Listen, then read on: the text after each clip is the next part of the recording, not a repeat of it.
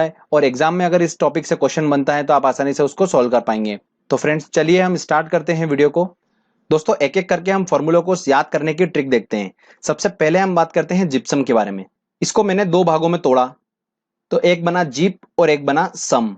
देखिए दोस्तों, जीप मतलब चलाने की जीप, हम सबको पता है, और सम मतलब कोई डिजिट। जैसे कि मैं अगर बोलूंगा एक एक तो हमको समझ में आता है विषम है, और दो मतलब सम है, तो ध्यान रखिएगा सम मतलब दो। जैसे कि हमारे दिमाग में इमेज बनती है कि जब भी सम आता है तो हम सोचते हैं कि दो। अब जीप दोस्तों जैसे थी, अब जीप को मैंने क्या करा दोस्तों, चुरा लिया। अब मैंने चुराया तो जिसकी जीप थी उसने क्या करा दोस्तों, मेरे ऊपर केस कर दिया। अब केस तो कर दिया मेरे ऊपर, तो हमारा दोस्तों ट्रिक निकल के आया केस स, मतलब के से हमारा बना कैल्शियम और स से हमारा बना सल्फेट। जिप्सम का जो फॉर्मूले का जो रासायनिक नाम है वो है कैल्शियम सल्फेट। ध्यान से देखिए दोस्तों, जीप बना, जीप से स्टोरी जुड़ी कि मैंने उसकी जीप चुरा ली तो उसने मेरे ऊपर केस करेगा वो, तो केस स, केस मतलब कैल्शियम सल्फेट। ठीक है, अब इसका केमिकल फॉर्मूला देखते हैं हम। तो कैल्शियम का फॉर्मूला होता है Ca और सल्फेट का होता है SO4। अब इसके अंदर पानी का कंटेंट होता है, अब वो कितना होगा, तो सम जो है वही हमको बताता है कि इसमें पानी का कंटेंट कितना होगा, सम होगा मतलब दो होगा। तो 2H2O, पानी का जो सूत्र होता है, जल का जो सूत्र होता है वो होता है H2O। तो कितना जुड़ेगा H2O इसके अंदर, सम मतलब दो। अगर यहां पर तीन जोड़ दूंगा मैं तो अलग फॉर्मूला बन जाएगा। वो स्पष्ट कर रहा है, खुद ही स्पष्ट कर रहा है, नाम की सम जुड़ेगा, है ना। इससे हम कंफ्यूजन बिल्कुल भी हमको नहीं होगा। तो इसका क्या जिप्सम का फॉर्मूला बना दोस्तों, CaSO4.2H2O। यही होता है हमारा कैल्शियम सल्फेट। चलिए अब मैंने क्या करा दोस्तों, इस कैल्शियम सल्फेट जो जिप्सम हमारा बना, इसको मैंने 110 डिग्री सेल्सियस पर गर्म करा। तो मैं अगर इसको गर्म करूंगा तो इसके अंदर पानी है, वाष्प बनकर उड़ जाएगा। ठीक है, वेपराइज हो जाएगा पानी। तो पानी उड़ गया और पानी कितना बचा यहाँ पर, सिर्फ हाफ बचा। देखिए CaSO4 डॉट हाफ H2O, सिर्फ ओनली हाफ H2O बचा है। ध्यान रखिए, बहुत ज्यादा कंफ्यूजिंग होता है कि एग्जाम में क्वेश्चन पूछ लेते हैं हमको, बार बार ये कंफ्यूजन होता है। पानी उड़ गया गर्म करने पर तो बचा कितना, हाफ। तो CaSO4 half H2O plaster of Paris का फॉर्मूला होता है। तो ये दोनों फॉर्मूले बहुत ज्यादा कंफ्यूज करते हैं एक दूसरे को, हम आसानी से इसको याद रख सकते हैं इस ट्रिक के माध्यम से। देखिए गर्म करा हमने, जिप्सम को गर्म करेंगे तो पानी उड़ेगा, तो मतलब प्लास्टर ऑफ पेरिस में पानी कम होगा, है ना। इस तरीके से ध्यान रखिए। चलिए आगे और दूसरे हम अब फॉर्मूला देखते हैं। अगला आता है दोस्तों हमारा धोने का सोडा और खाने का सोडा का हम फॉर्मूला देखते हैं। देखिए दोस्तों, दोनों का फॉर्मूला बहुत ज्यादा सिमिलर है, हमको बहुत ज्यादा कंफ्यूज करेगा, तो मैं आपका कंफ्यूजन दूर करता हूं। ध्यान रखिए, दोनों के रासायनिक नाम में सोडियम कार्बोनेट आता है, सोडियम कार्बोनेट, सोडियम कार्बोनेट। अब किसी एक के रासायनिक नाम में बीच में आता है बाय, सोडियम बाय कार्बोनेट, अब वो कौन सा होगा। ध्यान से दोस्तों ट्रिक सुनिए। अब अगर मैं किसी के यहां पर खाना खाने जाता हूं तो मैं खाना खाने के बाद बाय बोलूंगा, ठीक है उसको। अगर कपड़े धोने के बाद मैं बाय बोलूंगा क्या, ऑब्वियस सी बात है, नहीं बोलूंगा। खाना खाने के बाद ही मैं उसको बाय बोलूंगा। तो देखिए दोस्तों, ऐसे कि मैंने खाना खाया, खाना खाने के बाद मैंने उसको बोला बाय बाय, तो खाने के इसमें जुड़ेगा बाय। ध्यान रखा आपने, धोने के इसमें बाय नहीं जुड़ेगा, सिर्फ खाने के इसमें जुड़ेगा, क्योंकि खाना खाने के बाद हम बाय बाय बोलते हैं किसी को भी। किसी के यहाँ खाना खाने गए तो खाना खाने के बाद क्या बोलेंगे, बाय बाय अब मैं जा रहा हूं। तो सोडियम बाय कार्बोनेट जो होगा वो खाने का सोडे का फॉर्मूला होगा, और धोने का सोडा जो होगा वो सोडियम कार्बोनेट होगा। तो ये दोनों नाम बहुत कंफ्यूज करते हैं, तो आप इसको ध्यान रखिएगा। चलिए अब इनका हम देख लो, फॉर्मूला देख लेते हैं हम इनका। हम Na2CO3.10H2O और NaHCO3। अब आप जैसा कि देख रहे हैं दोस्तों यहां पर कि धोने का सोडा है, तो यहां पर मतलब पानी बहुत चाहिए। तो ऐसे ध्यान रखिएगा कि धोने का सोडा जो है उसके लिए धोना है कपड़े हमको, तो 10 बाल्टी पानी लगता है। तो 10 बाल्टी पानी लग रहा है, मतलब 10 पानी चाहिए हमको। तो H2O जो होता है वो पानी का फॉर्मूला होता है, मतलब 10H2O। तो ये किसका फॉर्मूला होगा दोस्तों, सोडियम कार्बोनेट का होगा। ठीक है, अब देखिए NaHCO3 लिखा है, मतलब इसके अंदर H जो है वो बिल्कुल बीच में घुस के बैठ गया, जैसे कि वहां पर बाय बैठा था। सोडियम कार्बोनेट के बीच में क्या हुआ, बाय घुस गया था, इसके बीच में क्या हो गया, Na और CO3 के बीच में H घुस गया। तो NaHCO3 जो है वो हमारा बन गया सोडियम बाय कार्बोनेट। इस तरीके से हम इसको याद रख सकते हैं। एक और ध्यान रखिएगा दोस्तों, खाने का नमक जो होता है उसका फॉर्मूला होता है NaCl। जो हम डेली बेसिस पे यूज करते हैं नमक, उसका फॉर्मूला बताया मैंने आपको, NaCl। ये बहुत पूछा जाता है क्वेश्चन। Sodium chloride. चलिए आगे और हम फॉर्मूला देखते हैं। अब हम बात करते हैं बूजा चूना और ब्लीचिंग पाउडर की। इन दोनों के नाम को याद करना मैं आपको थोड़ा कंसेप्चुअली बताऊंगा। डेली बेसिस पे जो हम बिल्कुल यूज करते हैं उस चीज के हिसाब से मैं आपको इसको जोड़ के रिलेट करके बताऊंगा और आप आसानी से इसको याद रख लेंगे। देखिए दोस्तों, सबसे पहले हम बात करते हैं भुजा चूना की। अब सबसे पहले हम लेते हैं चूना। चूने का फॉर्मूला होता है CaO। इसको आपको याद रखना होगा कि चूने का फॉर्मूला जो है वो होता है CaO। अब दिवाली के दिनों में हम क्या करते हैं फ्रेंड्स, चूना लेते हैं और उसमें पानी मिलाते हैं और दीवार पे लगा देते हैं, इसी को बोलते हैं भुजा चूना। तो देखिए, चूना प्लस पानी मिलाया और दीवार पे लगा दिया, मतलब भुजा चूना बन गया हमारा भुजा चूना। अब इसका केमिकल फॉर्मूला देखते हैं हम। देखिए, चूने का फॉर्मूला आपको पता है CaO होता है, पानी का फॉर्मूला H2O होता है, मैंने आपको बता रखा है H2O पानी का फॉर्मूला।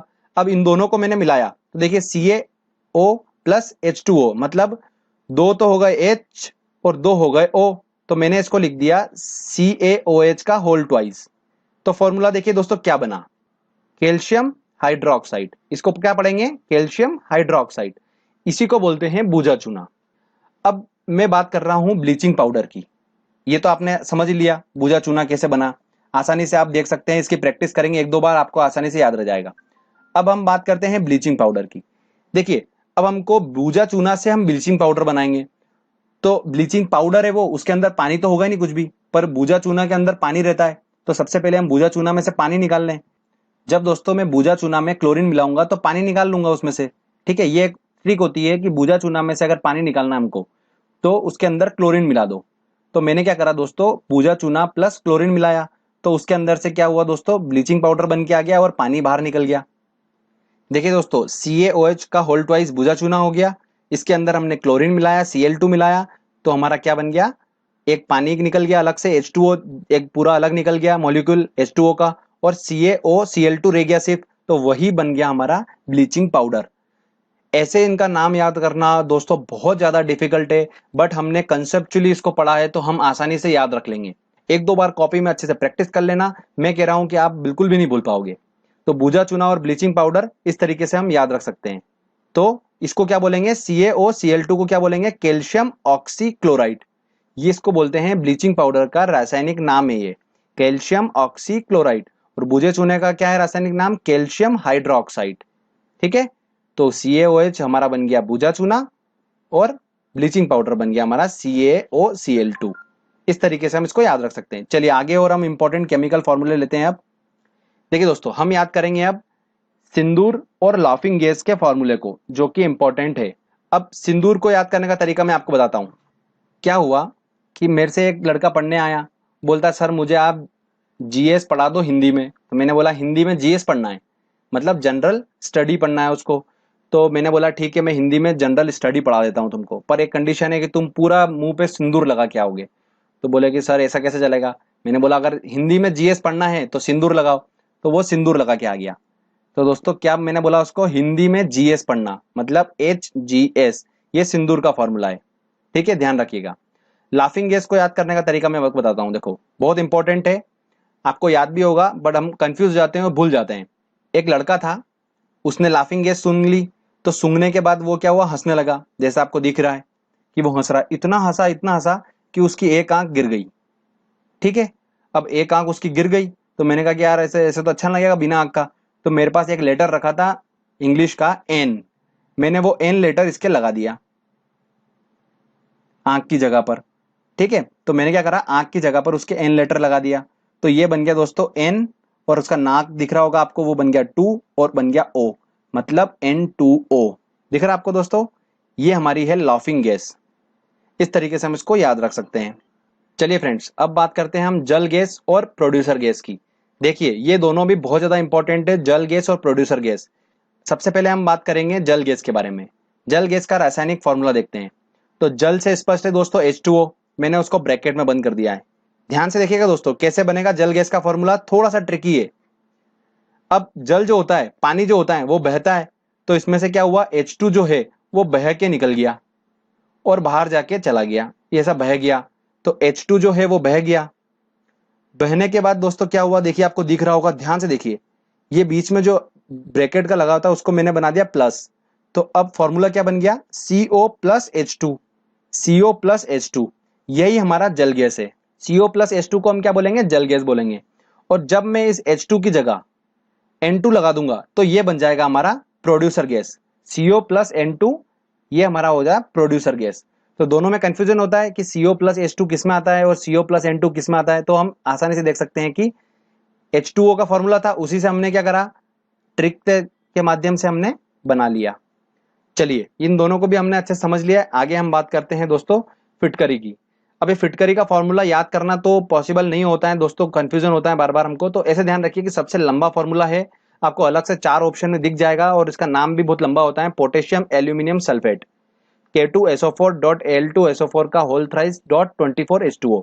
अब फिटकरी जो होता है, कभी कभी अगर मान लो कंफ्यूजन के लिए आपको बड़ा 2 फॉर्मूला दे दे तो ऐसे ध्यान रखिएगा कि फिटकरी जो होती है वो पानी को साफ करती है और उसको बहुत सारे पानी को साफ कर देती है। तो 24H2O मतलब बहुत ज्यादा पानी, ऐसे ध्यान रख लीजिएगा। अब दोस्तों मैं आपको एक इंपॉर्टेंट टिप्स बताता हूं जो बहुत ज्यादा इंपॉर्टेंट है, कैल्शियम सल्फेट। अब ये इसको नाम को देख के आपको क्या समझ में आ रहा है, कैल्शियम सल्फेट मतलब केस। और केस कब हुआ था, जब मैंने उसकी जीप चुराई थी, याद है। और जीप से हमारा बना था जिप्सम।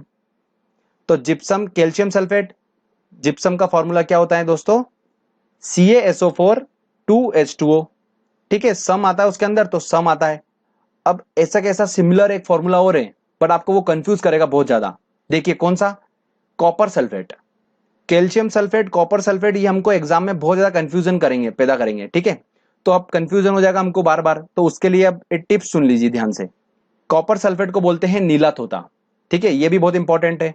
अगर मैं ये जो आपको दिख रहा है जिप्सम का फॉर्मूला, इसके अंदर Ca की जगह अगर मैं कॉपर लगा दूं और 2H2O तो आएगा नहीं इसके अंदर, क्योंकि सम तो है ही नहीं। स्पेशली उसके नाम में आना चाहिए सम, तभी हम सम लगाएंगे। मतलब क्या बना दोस्तों, विषम बनेगा। और विषम हम क्या लगाएंगे यहाँ पर, 5 लगाएंगे H2O। तो ध्यान से देखिए दोस्तों, CuSO4 5H2O ये बन जाता है हमारा नीला तोता। ठीक है, अब ये दोनों भी अगर ऑप्शन में आ गए तो भी हम बहुत कंफ्यूज हो जाते हैं। तो ध्यान रखिए, calcium sulphate, gypsum, CaSO4 2H2O आपको याद ही है, मैंने ट्रिक के माध्यम से बता दिया। जो कंफ्यूजन पैदा करेगा वो है कॉपर सल्फेट, जो कि उसको नीला तोता बोलते हैं। ध्यान रखिए उसका फॉर्मूला होता है CuSO4 5H2O। चलिए अब दोस्तों हमने ट्रिक के माध्यम से सारे हमने अच्छे से याद कर लिए। अब हम लगाएंगे टेस्ट। दोस्तों हमारा पहला क्वेश्चन है, सोडियम धातु का संग्रह निम्न में डुबोकर किया जाता है। ये मैंने आपको बताया नहीं है बट इसको मैं आपको थोड़ा बता देता हूँ। सोडियम जो धातु होती है उसको हम क्या रखते हैं, ऐसे हवा में खुले में नहीं रखते हैं, उसको हम केरोसिन में रखते हैं, मिट्टी के तेल में रखते हैं, केरोसिन में। तो ध्यान रखिएगा, ये मैं आपको स्पेशली बता रहा हूँ अभी, है ना। इसको नोट डाउन कर लीजिएगा और आप वैसे भी ध्यान रख सकते हैं, कोई इशू नहीं है आपके साथ में। चलिए अब आते हैं मेन रासायनिक फॉर्मूले। देखिए धोने का सोडा का रासायनिक सूत्र है। अब धोने का सोडा है दोस्तों, मैंने आपको बताया था कि 10 बाल्टी पानी लगेगा, क्योंकि धोना है हमको कपड़े तो बहुत पानी चाहिए। तो 10 बाल्टी पानी लगेगा। एक लोटा आपको बी ऑप्शन दिख रहा है, देख के हम समझ गए और ऑप्शन लगा दिया हमने, बी बिल्कुल सही है इसका। अगला क्वेश्चन है हमारा, साधारण नमक का रासायनिक नाम है। साधारण नमक का रासायनिक नाम क्या होगा, मैंने आपको बताया था खाने का नमक NaCl होता है जो कि साधारण नमक है। इस साधारण नमक का रासायनिक नाम NaCl सोडियम क्लोराइड, मतलब ऑप्शन लगेगा इसका डी। चलिए आगे और इंपॉर्टेंट क्वेश्चन लेते हैं हम। अगला क्वेश्चन है हमारा, प्लास्टर ऑफ पेरिस का रासायनिक सूत्र होगा। देखिए फ्रेंड्स, प्लास्टर ऑफ पेरिस हमने कब बनाया था, जब हम जिप्सम को 110 डिग्री सेल्सियस पे गर्म करा था और पानी उड़ गया था। मतलब जिप्सम में 2H2 होता है, ठीक है, और हमने जब उसको गर्म करा तो पानी उड़ गया, मतलब 2H2O से कम वाला, मतलब हाफ H2O रह गया था। तो आंसर होगा इसका ए। अब कितना कंफ्यूजन है देखो इस चारों ऑप्शन में। मतलब जिसने अगर थोड़ा ट्रिकी देख रखा होगा तो वही सॉल्व कर सकता है, बाकी तो बहुत ज्यादा कंफ्यूज हो जाओगे यहाँ पर देख के आप। अब देखिए डी वाला ऑप्शन, ये CuSO4 5H2O कर दिया, ये नीला थोड़ा डाल दिया यहाँ पर। ठीक है, सी ऑप्शन में तो 3H2O कर दिया और CaSO4 2H2O ये जिप्सम का बी दे रखा था। तो हमने तो देखो ट्रिक से याद कर लिया, तो हमने लगा दिया ए, बिल्कुल सही होगा ए। अगला क्वेश्चन है दोस्तों हमारा, जिप्सम का रासायनिक सूत्र होगा। जिप्सम का क्या होगा दोस्तों, देखिए जैसे कि नाम में स्पष्ट है सम, तो सम होगा तो 2H2O वाला, तो बिल्कुल ये आंसर होगा इसका बी। इस तरीके से हमने इसको सॉल्व कर लिया। अगला क्वेश्चन है हमारा, प्लास्टर ऑफ पेरिस का रासायनिक नाम है। प्लास्टर ऑफ पेरिस का, देखिए अब रासायनिक नाम निकालना है हमको। ठीक है, तो मैंने आपको बताया था दोनों का रासायनिक नाम सेम होता है, किसका, प्लास्टर ऑफ पेरिस और जिप्सम का। बस डिफरेंट होता है वो जल कंटेंट में उनका, पानी कितना पानी देखना है बस हमको।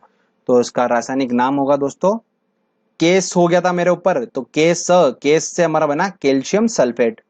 तो कैल्शियम सल्फेट इसका ऑप्शन होगा ए, बिल्कुल सही होगा।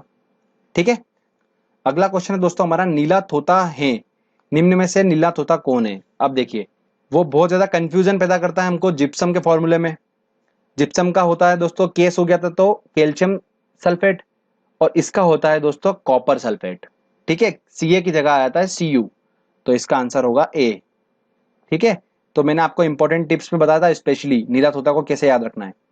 अगला क्वेश्चन आता है दोस्तों सिंदूर का रासायनिक फॉर्मूला। देखिए सिंदूर जैसे आपके दिमाग में आएगा, आपको याद आ जाएगा कि सर ने सिंदूर का फॉर्मूला कैसे निकाला था, कि सिंदूर लगा के आओगे तभी मैं हिंदी में जीएस पढ़ाऊंगा, तो आंसर होगा इसका ए। ठीक है, HGS।